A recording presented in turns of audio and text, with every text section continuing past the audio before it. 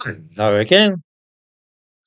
I spoke earlier today about the number of people in the world who are supposedly British, although we all know that they are nothing of the kind. For instance, a member of the Scottish Parliament who took the oath of allegiance in Urdu and appeared there wearing the national dress of Pakistan. People like Humza Yousaf, in fact. Fine old British name there, and no mistake. When the fighting began in Gaza, Yosef cut up rough because he said that members of his wife's family were trapped there, and that because they were British, then Britain should be responsible for rescuing them. In fact, of course, he's married to an Arab woman from that part of the world, and all the apparently British people trapped in Gaza were also Arab Muslims with exotic names. This is, of course, the man who became so angry that a lot of people in senior positions in Scotland are white. It is fairly plain to many people that Humza Yousaf is in reality no more Scottish than I am, and he has demonstrated this clearly by casting into hazard the RAF, the Air Force of the country which he is a citizen, and also putting Prestwick Airport, the airport of Glasgow, in hazard.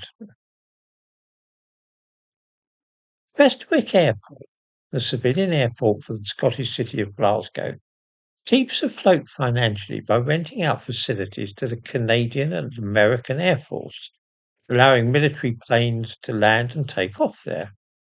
Humza Yousaf has decided to publicise this fact at a time when this country is already on the alert for terrorist attacks from Iran and sabotage carried out by groups such as Palestine Action. He claims that American aeroplanes landing there might have been involved in war crimes because his wife and her family are from Gaza, of course, which means that Yusuf is very much in sympathy both with Palestine Action and also, it is suspected, the regime in Iran.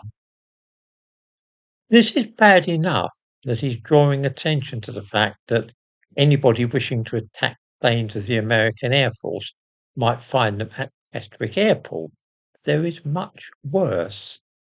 Remember the damage caused to aeroplanes from the Voyager Fleet at Brize Norton, the planes which are used for mid-air refueling by the RAF? It was announced today that the Voyager Fleet will temporarily be relocating to Prestwick Airport. In the description to this video, I give a link to news of this development. By publicising the fact that military aircraft are using Glasgow's civilian airport, Humza Yousaf has already made it vulnerable to attacks from militant activists. Now that the RAF Voyager fleet is to be based there, rather than at an RAF base, this will be hugely more vulnerable to attacks by fifth columnist saboteurs and foreign agents. Since this is also the airport from which many people fly when they're going on their holidays, this could be a very ugly situation which would put civilians in harm's way. People like Youssef are seen by some as being the archetypal enemy within, a man embedded in Britain and holding a British passport, but whose loyalties and allegiances are not immediately apparent and perhaps differ from those of a genuinely British person.